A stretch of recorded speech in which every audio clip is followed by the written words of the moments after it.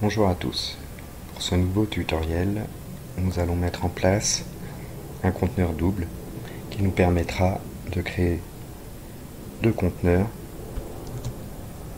avec des proportions identiques afin de diviser la page en deux parties égales. Dans la partie HTML, nous commençons par créer une div conteneur double. À l'intérieur de ce conteneur, nous allons créer un premier conteneur que l'on nommera conteneur double P1 pour partie 1, puis nous créerons son homologue P2. Si nous avons nos deux conteneurs dont le style CSS va permettre de définir une division proportionnelle. Dans la partie CSS, par créer notre classe conteneur double. Cette classe prendra 100% du conteneur mère, une hauteur automatique, et nous créerons comme d'habitude une flexbox, ici avec une direction en ligne. Pour la première partie de notre conteneur double, nous allons créer la classe associée, à savoir conteneur double partie 1,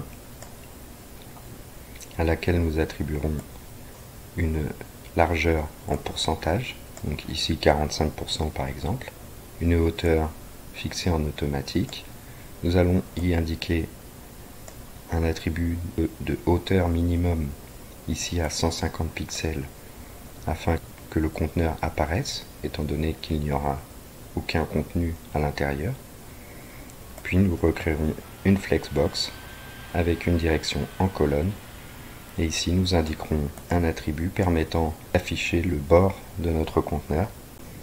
Nous allons à présent créer la classe conteneur double partie 2 qui sera identique en tout point à notre conteneur 1, permettant d'avoir deux conteneurs avec une direction en colonne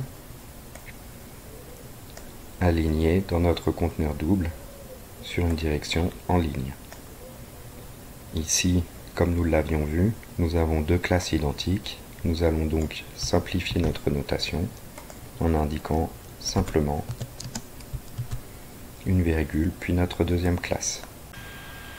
Une fois cette mise en place effectuée, vous pouvez aller voir le résultat sur votre navigateur et essayer de redimensionner votre fenêtre. Les conteneurs définis en pourcentage se réajusteront en fonction de l'élargissement ou du rétrécissement